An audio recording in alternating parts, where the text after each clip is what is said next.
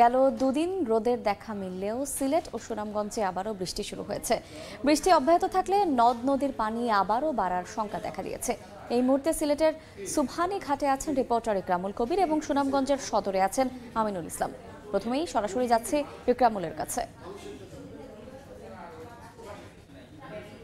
সিলেট নগরীর 15 নম্বর ওয়ার্ডে এই 15 নম্বর ওয়ার্ডে আমার পিছনে যেটি আছে সেটি মৌবন আবাসিক এলাকা, পাশে রয়েছে উপকণ্ঠ আবাসিক এলাকা, পাশে রয়েছে যতরপুর।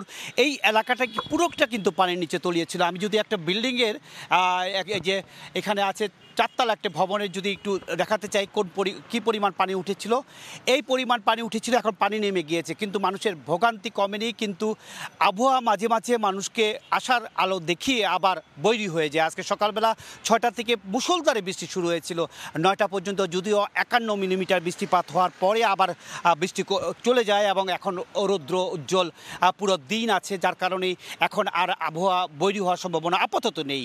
কিছু সময় আগে জাহাঙ্গীর কবির নানক পাট ও বস্ত্রমন্ত্রী প্রধানমন্ত্রী শেখ হাসিনার পক্ষ থেকে বানভাসী মানুষদের জন্য 24 নম্বর ওয়ার্ডের বানভাসী মানুষদের জন্য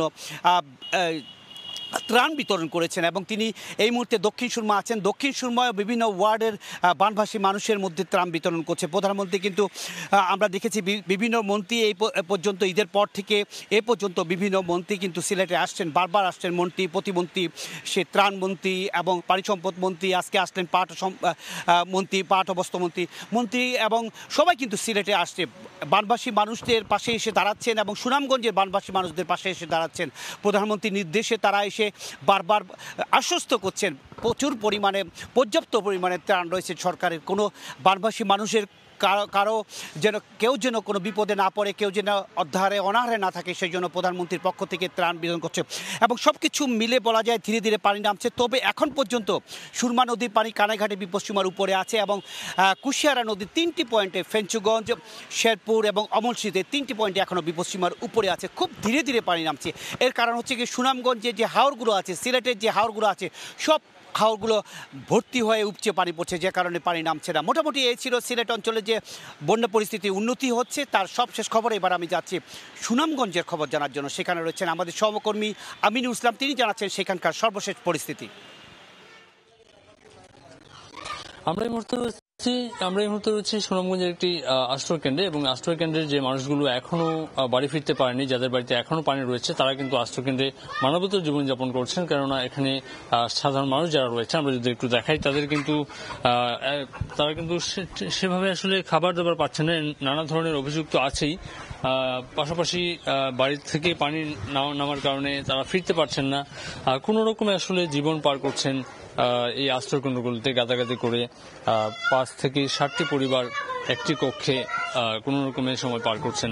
আমরা যদি একটু দেখাই যারা এখানে রয়েছেন, তারা আসলে কি খাওয়া দাওয়া করছেন, যখন যেটি পাচ্ছেন, বিশেষ করে কিছু ফল যদি পাওয়া যায়, যেমন আমরা একজনকে দেখতে পাচ্ছি, তারা ফল দিয়ে কোনো রকমে আজকের দুপুরটা পার করছেন। এভাবে আসলে যখন হাতের কাছে পাওয়া যাচ্ছে, যখন রান্না হচ্ছে না, তখন ফল দিয়ে আহার সারছেন। কেউ যদি কিছু দিয়ে যায়, বিশেষ করে যখন বিভিন্ন স্বেচ্ছাসেবী সংগঠন, বিশেষ করে আমরা এখানে এসে শুনেছি যে সরকারি পক্ষ থেকে এখনো পর্যন্ত তেমন ভাবে কোনো সহায়তা তারা এখনো পাননি, কিন্তু স্থানীয় দু একজন তাদেরকে কিছু খাবার দিয়েছেন। তারা তাদের পর্যায় থেকে যেটুকু পেয়েছেন সেটি দিয়ে আসলে তাদের প্রয়োজন ছেড়েছেন। আমরা দুইজনের সঙ্গে একটু কথাও বলবো। এখনো পর্যন্ত তাদের কি অবস্থা আমরা একটু জানতে চাই। এই যে কতদিন যাবত আপনারা আছেন এবং ফিরতে পারছেন না কেন? আপনারা বলছেন যে এখনো পানি রয়েছে ঘরে। আজকে আমরা 10-12 দিন ধরে কলেজের ফিরে আছি। বর্তমানে আমরা পানি ওঠার পর থেকে আমরা এলাকার নুরুল ভাই উনি একদিন দিছিল খিচুড়ি কইরা 2 বেলা খাইছি। আর একদিন আইছিল আমরা খিচুড়ি গাড়ি লইয়া হারি, এটা ফুটি চাউল, এটা ফিরত লইয়া গেছে। একদিন পাইছি আমরা চিড়ে, আর কালকে 5 কেজি চাউল, 1 কেজি তেল, আধা কেজি ডাল, এগুলো আমরা কালকে পাইছি। ওই 3 দিন আমরা বরাদ্দ পাইছি পানিটা আওয়ার পর থেকে। আর কোন শুনছিলেন যে এভাবে আসলে কোন রকমের দিন পার করে দেওয়ার চেষ্টা করছেন, এবং হয়তো পানি যতক্ষণ পর্যন্ত না নামছে ততক্ষণ তারা ফিরে যেতে পারছেন না। এই ছিল আসলে সুনামগঞ্জ থেকে। সিলেট থেকে বানভাসী মানুষের খবর জানাচ্ছিলেন সহকর্মীবৃন্দ।